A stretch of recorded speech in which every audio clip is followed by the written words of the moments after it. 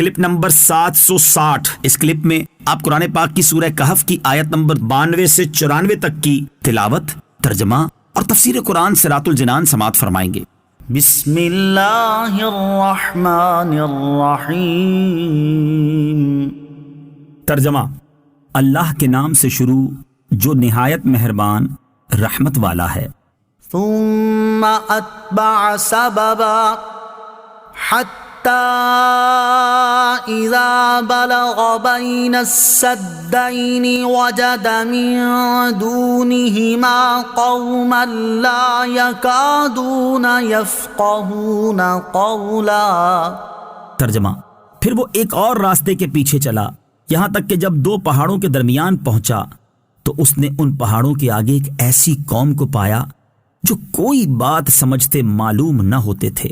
ثم پھر، تفسیر صراط الجنان میں ہے، حضرت ذوالقرنین رضی اللہ تعالیٰ عنہ جب مشرق و مغرب تک پہنچ گئے تو اب کی بار انہوں نے شمال کی جانب سفر شروع فرمایا، یہاں تک کہ وہ دو پہاڑوں کے درمیان تک جا پہنچے، اور یہ سب اللہ تعالیٰ کی طرف سے عطا کردہ علم اور قدرت کی وجہ سے واقع ہوا۔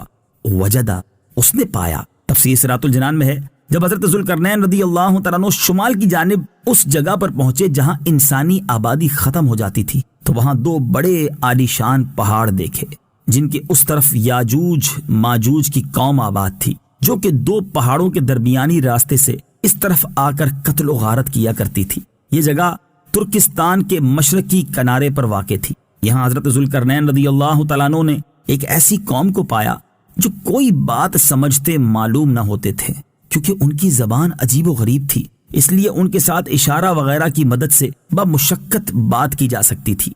قالوا یا ذا القرنین ان یأجوج ومأجوج مفسدون فی الارض فهل نجعل لك خرجا على ان تجعل بیننا وبینہم سدا۔ ترجمہ: انہوں نے کہا، اے ذوالقرنین، بے شک یاجوج اور ماجوج زمین میں فساد مچانے والے لوگ ہیں، تو کیا ہم آپ کے لیے کچھ مال مقرر کر دیں اس بات پر کہ آپ ہمارے اور ان کے درمیان ایک دیوار بنا دیں؟ قالو، انہوں نے کہا۔ تفسیر صراط الجنان میں ہے، ان لوگوں نے کسی ترجمان کے ذریعے یا بلا واسطہ حضرت ذوالقرنین رضی اللہ تعالیٰ عنہ سے اس طور پر گفتگو کی کہ آپ ان کا کلام سمجھ سکتے تھے۔ آپ کا ان لوگوں کی زبان کو سمجھ لینا بھی اللہ تعالیٰ کی طرف سے عطا کردہ جملہ اسباب میں سے ہے۔ ان یأجوج و مأجوج، بے شک یاجوج اور ماجوج۔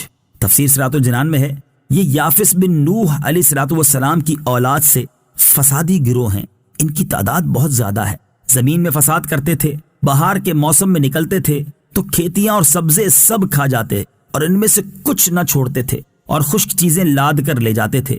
یہ لوگ آدمیوں کو کھا لیتے تھے اور درندوں، وحشی جانوروں، سانپوں اور بچھوؤں تک کو کھا جاتے تھے۔ حضرت ذوالقرنین رضی اللہ تعالیٰ عنہ سے لوگوں نے ان کی شکایت کی کہ وہ زمین میں فساد مچانے والے لوگ ہیں، تو کیا ہم آپ کے لیے اس بات پر کچھ مال مقرر کر دیں کہ آپ ہمارے اور ان کے درمیان ایک دیوار بنا دیں تاکہ وہ ہم تک نہ پہنچ سکیں اور ہم ان کے شر و ایذا سے محفوظ رہیں۔